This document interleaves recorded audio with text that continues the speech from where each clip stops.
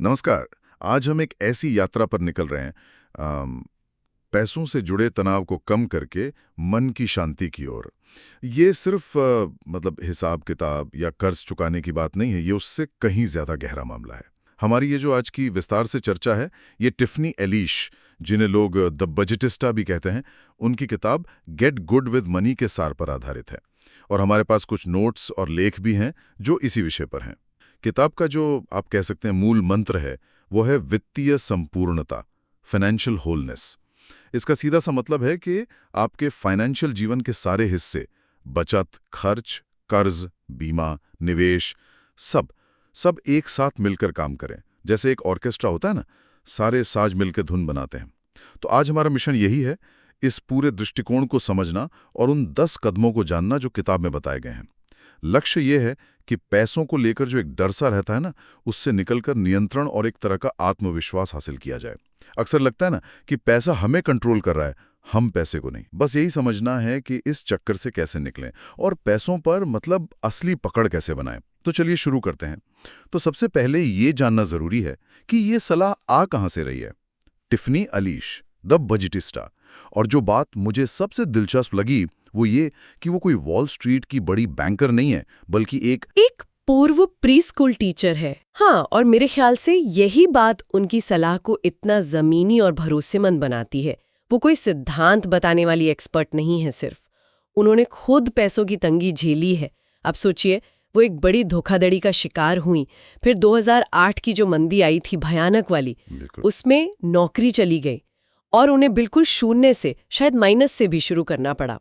तो ये जो उनका अपना संघर्ष है ना, ये उनकी बातों में वजन डालता है।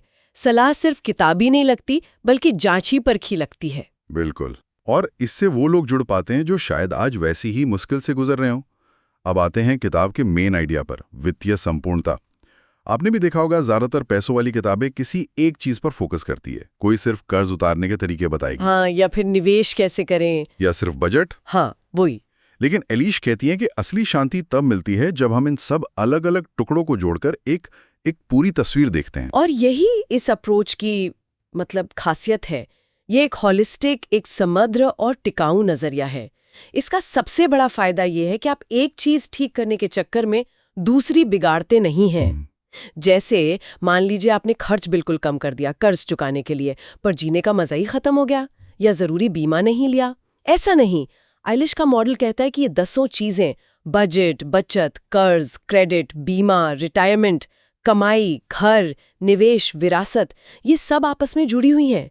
जब आप इन सबको साथ लेकर चलते हैं ना, तो वो एक दूसरे को सपोर्ट करती हैं, मजबूत करती हैं। ये एक स्वस्थ, संतुलित वित्तीय जीवन बनाने जैसा है। और इसे पाने के लिए किताब एक 10 कदमों का फ्रेमवर्क देती है। और ये कोई ऐसी रैंडम लिस्ट नहीं है, बल्कि एक लॉजिकल सीक्वेंस है, सोचा समझा क्रम है। आप सीधे 8वें या 10वें कदम पर नहीं कूद सकते। इन 10 कदमों को मोटे तौर पर 3 हिस्सों में बांटा गया है। पहला, नींव डालना। दूसरा, उस नींव को सुरक्षित करना। और तीसरा, उस पर आगे बढ़ना, मतलब विकास करना। तो पहला हिस्सा है नींव, यानी अपने वित्तीय जीवन में स्थिरता लाना। इसमें पहले 4 कदम आते हैं। हाँ। पहला कदम जाहिर है बजट बनाना। लेकिन रुकिए, ये सुनकर भाग मत जाइए। ये वो बोरिंग सख्त वाला बजट नहीं है जिससे नफरत हो जाए। किताब में एक लचीले 50-30-20 बजट की बात की गई है। यहाँ खास बात क्या है? 50% आपकी जरूरतों पर, 30% आपकी चाहतों पर और 20% बचत और कर्ज चुकाने पर। और वो इश्क का मतलब है थोड़ी गुंजाइश है, ऊपर नीचे हो सकता है। अहम बात यह है कि पैसा आपकी प्राथमिकताओं के हिसाब से खर्च हो, सिर्फ कटौती पर जोर ना हो। हाँ, ये प्राथमिकताओं वाली बात बहुत जरूरी है। बजट सिर्फ हिसाब किताब नहीं, बल्कि आपकी लाइफ की वैल्यूज दिखानी चाहिए। फिर आता है दूसरा कदम, जिसे एलिश बड़े प्यार से कहती हैं गिलहरी की तरह बचत। जैसे गिलहरी सर्दियों के लिए धीरे धीरे लगातार अखरोट जमा करती है ना, वैसे ही आप छोटी छोटी रकम बचाकर एक बड़ा इमरजेंसी फंड बनाते हैं। वो इसे 2 हिस्सों में बांटती हैं। पहले एक छोटा स्टार्टर इमरजेंसी फंड बनाइए, शायद 1 महीने के जरूरी खर्च जितना, और फिर उसे धीरे धीरे बढ़ाकर एक पूरा ओक फंड बनाइए जो 3 से 6 महीने के खर्च जितना हो। यहाँ पर वो जो छोटी शुरुआत से मिलने वाली मनोवैज्ञानिक जीत है ना, वो बहुत मायने रखती है। हिम्मत आती है कि हाँ ये हो सकता है, फिर बड़ी बचत मुश्किल नहीं लगती। अच्छा, ये स्टार्टअप फंड वाला आइडिया तो कमाल का है। ये उस बड़े पहाड़ को छोटी पहाड़ी जैसा बना देता है। सही कहा। अब तीसरा कदम है कर्ज का खात्मा। ये सिर्फ ये नहीं बताता कि हिसाब लगाकर कौन सा कर्ज पहले चुकाएं, वो स्नोबॉल या एवलांच मेथड होते हैं ना, बल्कि ये कर्ज से जुड़े भावनात्मक बोझ और जो हमारी सोच होती है ना, उस पर भी काम करता है। किताब प्रैक्टिकल तरीकों के साथ साथ उन मनोवैज्ञानिक रुकावटों को भी देखती है जो हमें कर्ज में फंसाए रखती हैं। लक्ष्य सिर्फ कर्ज चुकाना नहीं है, बल्कि उससे हमेशा के लिए मुक्त होना है। बिल्कुल। और नींव का चौथा और आखिरी पिलर है क्रेडिट की देखभाल। क्रेडिट स्कोर अक्सर एक पहेली जैसा लगता है ना। किताब इसे बहुत आसान भाषा में समझाती है कि ये बनता कैसे है, क्यों ज़रूरी है और इसे सुधारने के लिए आप क्या ठोस कदम उठा सकते हैं। एक अच्छा क्रेडिट स्कोर सिर्फ लोन के लिए ज़रूरी नहीं है, ये आपकी फाइनेंशियल हेल्थ का एक प्रतीक है जो आगे चलकर कई दरवाजे खोल सकता है। ये मजबूत नींव का एक ज़रूरी हिस्सा है जिसके बिना आगे की इमारत मतलब डगमगा सकती है। तो ये हो गई नींव, बचत, कर से मुक्ति और अच्छा क्रेडिट। एक बार ये बेस बन गया तो अगला पड़ाव है इसे सेव करना। दूसरा भाग है सुरक्षा, जिसमें कदम 5 से 7 आते हैं। पांचवा कदम है जीवन का बीमा। यहाँ किताब बहुत साफ साफ बताती है कि कौन से बीमा वाकई जरूरी हैं और क्यों। जैसे टर्म लाइफ इंश्योरेंस, अगर आप पर कोई निर्भर है। हेल्थ इंश्योरेंस तो खैर है ही जरूरी। डिसेबिलिटी इंश्योरेंस, ये बीमा पॉलिसियां एक तरह से एक कवच की तरह हैं। अगर कुछ ऊंच नीच हो जाए, कोई अनहोनी हो जाए, तो आपकी मेहनत से बनाई नींव को ढहने से बचाती हैं। हाँ बिल्कुल। बीमा को खर्च नहीं बल्कि सुरक्षा में किया गया निवेश समझना चाहिए। सही बात है। छठा कदम है सेवानिवृत्ति को अधिकतम करना, रिटायरमेंट प्लानिंग। ये शब्द सुनते ही कई लोगों के मतलब पसीने छूट जाते हैं। 401k, IRA, प्रोविडेंट फंड, ये सब बड़े भारी भरकम लगते हैं। लेकिन किताब की खूबी यही है कि वो इन कॉन्सेप्ट्स को बहुत सिंपल तरीके से समझाती है। जैसे 401k में कंपनी मैच मिलता है अक्सर, वो तो मुफ्त का पैसा है। IRA आपको निवेश के ज़्यादा ऑप्शन दे सकता है। किताब इन मुश्किल चीज़ों को इतना आसान बना देती है कि कोई भी आम इंसान इन्हें समझकर अपने भविष्य के लिए प्लान कर सके। ये वाकई कमाल का है कि कैसे कॉम्प्लेक्स चीज़ों को सिंपल बनाया गया है। हाँ, ये डर हटाने वाला पहलू बहुत जरूरी है, बिल्कुल। और 7वां कदम, जो सुरक्षा कवच का ही हिस्सा है, वो है कमाना सीखें। ये बड़ा दिलचस्प है, क्योंकि अक्सर फाइनेंशियल सलाह सिर्फ खर्च घटाने और बचत पर ही टिकी रहती है। लेकिन एलिश कहती हैं कि अपनी इनकम बढ़ाना भी उतना ही जरूरी है।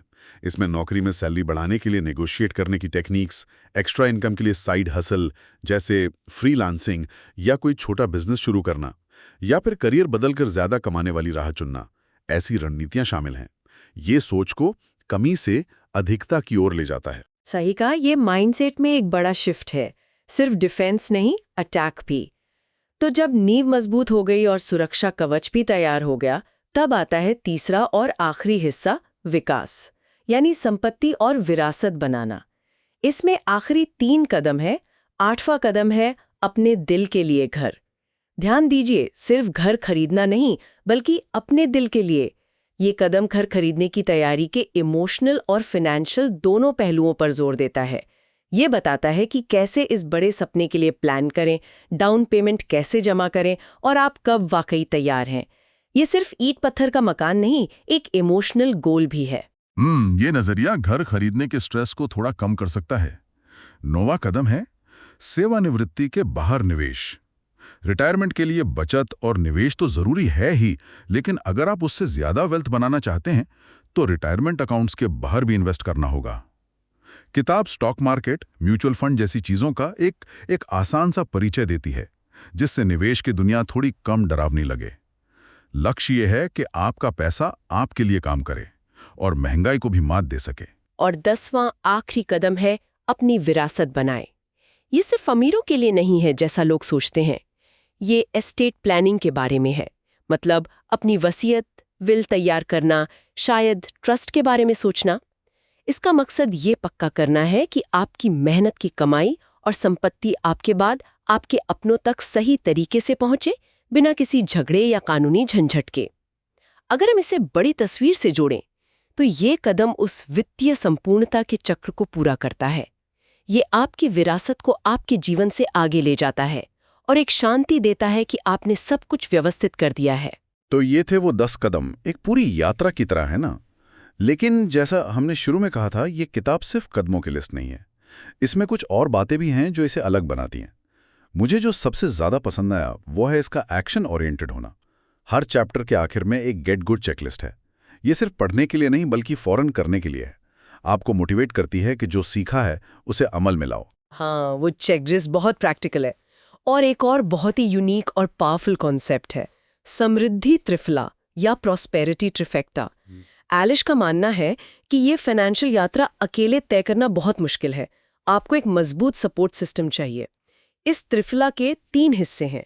पहला, आपकी मनी टीम यानी भरोसेमंद फाइनेंशियल प्रोफेशनल्स जैसे सर्टिफाइड फाइनेंशियल प्लानर, अकाउंटेंट, बीमा एजेंट। दूसरा, आपके मनी पीप्स या आपके दोस्त, परिवार या कोई ग्रुप हो सकता है जो आपको मोटिवेट करे, आपकी जवाबदेही तय करे और आपको अपने लक्ष्यों पर टिके रहने में मदद करे। और तीसरा, एक मनी मेंटर, कोई ऐसा अनुभवी व्यक्ति जिसने ये रास्ता तय किया हो और जो आपका मार्गदर्शन कर सके, सलाह दे सके। यहाँ सवाल उठता है, किसी की फाइनेंशियल सफलता में इस तरह के सपोर्ट नेटवर्क का कितना बड़ा हाथ हो सकता है? शायद ये अक्सर नजरअंदाज किया जाने वाला पर सबसे जरूरी एलिमेंट है। ये समृद्धि त्रिफला वाला विचार वाकई बहुत पावरफुल है। ये मानता है कि हमें मदद की जरूरत होती है। और किताब का जो लहजा है वो किसी डांटने वाले टीचर जैसा नहीं है, बल्कि एक समझदार, हमदर्द दोस्त जैसा है जो बिना जज किए आपका हाथ थामता है। पैसों को लेकर जो एक शर्म, एक गिल्ट या चिंता होती है ना, किताब उसे कम करने में मदद करती है। वो कहती है, कोई बात नहीं, आप अकेले नहीं हैं और आप इसे ठीक कर सकते हैं। बिल्कुल। और इतनी सारी चीजें कवर करने के बावजूद ये सिंपल बनी रहती है। ये बजट से लेकर एस्टेट प्लानिंग तक फाइनेंशियल लाइफ के लगभग हर पहलू को छूती है, लेकिन फिर भी पढ़ने वाले पर बोझ नहीं डालती। मुश्किल विषयों को समझाने के लिए रोजमर्रा की जिंदगी से जुड़ी मिसालें, कहानियां और एकदम साफ स्टेप बाय स्टेप इंस्ट्रक्शन दिए गए हैं। जैसे वो गिलेनरी की तरह बचत या वित्तीय घर की नींव वाली बात, ये कॉम्प्लेक्सिटी को सिंप्लिसिटी में बदलने की कला है जो इसे खास बनाती है। तो अब आखिरी सवाल पर आते हैं। ये किताब असल में किसके लिए है? कौन इससे सबसे ज्यादा फायदा उठा सकता है? मेरे हिसाब से ये हर उस इंसान के लिए है जो अपने पैसों को लेकर थोड़ा हारा हुआ, कंफ्यूज्ड या ओवरवेल्म्ड महसूस करता है। खासकर वो लोग जो अपने फाइनेंशियल जर्नी के शुरुआत में हैं। अगर कोई इस बात से परेशान है कि महीना खत्म होने से पहले पैसे खत्म हो जाते हैं, या कर्ज के बोझ तले दबा महसूस करता है, या बस ये नहीं समझ पा रहा कि अपनी माली हालत सुधारने के लिए पहला कदम कहाँ रखे, तो ये किताब एक तरह से वरदान हो सकती है। हाँ, मैं सहमत हूँ। इसका मेन मकसद यही है कि पढ़ने वाले को पैसों के डर और अनिश्चितता से निकालकर नियंत्रण, आत्मविश्वास और आखिरकार मन की शांति तक ले जाया जाए। ये एक नक्शे की तरह है जो दिखाता है कि फाइनेंशियल आज़ादी और स्थिरता की मंजिल तक कैसे पहुंचा जाए। तो इन सबका निचोड़ क्या है? ये सिर्फ एक किताब नहीं, बल्कि एक तरह से पूरी फाइनेंशियल कायापलट का एक गाइड है जिसे कोई भी अपनी रफ्तार से अपना सकता है। ये सशक्तिकरण के बारे में है असल में। तो संक्षेप में कहें तो टिफनी एलिश की गेट गुड विद मनी वित्तीय संपूर्णता पाने का एक प्रैक्टिकल, सहानुभूतिपूर्ण और एक्शन लेने वाला रास्ता दिखाती है। उनके 10 कदमों को फॉलो करके कोई भी अपने फाइनेंशियल जीवन के हर पहलू को संवार सकता है और डर की जगह सुरक्षा और शांति का अनुभव कर सकता है। ये एक उम्मीद देने वाला मैसेज है। और अंत में एक विचार छोड़ जाते हैं। किताब समृद्धि त्रिफला बनाने पर जोर देती है, जिसमें प्रोफेशनल्स, टीम, साथी, पीप्स और एक मेंटर शामिल हैं। प्रोफेशनल्स और साथियों की भूमिका तो ठीक है, समझ आती है, लेकिन एक अच्छा मनी मेंटर ढूंढना और चुनना शायद ज़्यादा पर्सनल और बारीक काम है। ज़रा सोचिए, उस व्यक्ति में क्या गुण होने चाहिए जो आपको आपकी वित्तीय संपूर्णता की यात्रा के शुरुआती दौर में गाइड कर सके? क्या सिर्फ ज्ञान या अनुभवी काफ़ी है, या फिर हमदर्दी, सुनने की क्षमता, सही सवाल पूछने की कला और आपको बिना जज किए हौसला देने की क्षमता ज़्यादा मायने रखती है? ये सोचने लायक बात है, क्योंकि सही मार्गदर्शन आपकी यात्रा को वाकई बहुत आसान बना सकता है। यदि इस वीडियो ने आपके जीवन में कुछ वैल्यू ऐड किया है तो सब्सक्राइब कीजिए और लाइक कीजिए।